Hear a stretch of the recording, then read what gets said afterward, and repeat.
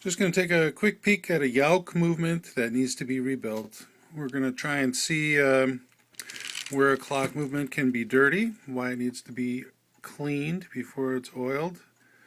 This movement has a lot of dirt in the pinion leaves and on the gear teeth. My guess is somebody sprayed WD-40 or some kind of lubricant in here. Gets everything gunky. These parts are not supposed to get any oil. The other possibility is that it got over-oiled and that the oil kind of leaked into the leaves, because then it collects dirt and it makes the clock not want to run because it develops resistance in the gear train, which is supposed to transmit power. But with additional dirt in the teeth, it can lose power. I'm going to try and get a look now at some worn pivots. This is my thumb down here is going to just move this gear back and forth like that. And then we're going to look for some pivots. The bushings are the worn part actually. The pivots are what are moving around. But alright, so back with the Yauk movement, just another couple little shots. Took a part off so you could see these bushings, how worn they are. You can see the pivots moving around inside the bushings there. And just a little better view of that once they're cleaned up. So I've got the clock apart now, and I just want to show you a few things about what the bushings look like from the inside. Here's one of the governor fans, and you can see as I rotate it around that the loose end of the shaft circumscribes a circle. The angle's probably about a little less than 10 degrees. Theoretically it should be between 7.5 and 10.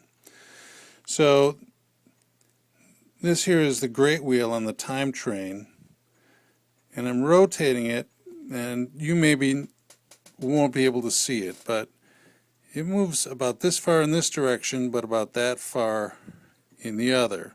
So that's a somewhat worn bushing. But now we're going to get up into the fourth wheel here. I mean, I am rotating it in a circle, but it goes this way this much, and this way only that much. So that's the wear that we're talking about in a worn bushing. And now this is the escape wheel.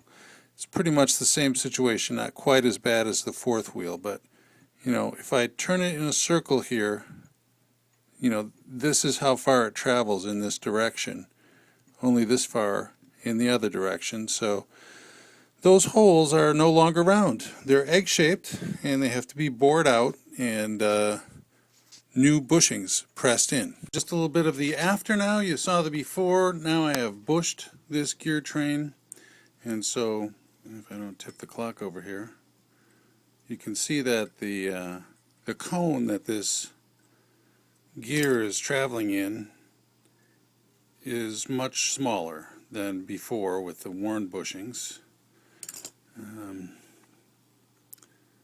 This one here is the escape wheel, and this fourth wheel, you can see that's nice and regular and tight. And so that's what rebushing your clock does for you. So just a little peek at this same clock movement after it's been bushed. And I got my thumb in the same place, moving it back and forth. I'm guessing you probably won't be able to see too much movement. There is a little bit because you need to have clearance so that things will spin. But this is what it looks like when the movement is rebushed and ready to go again. Not much shaking going on.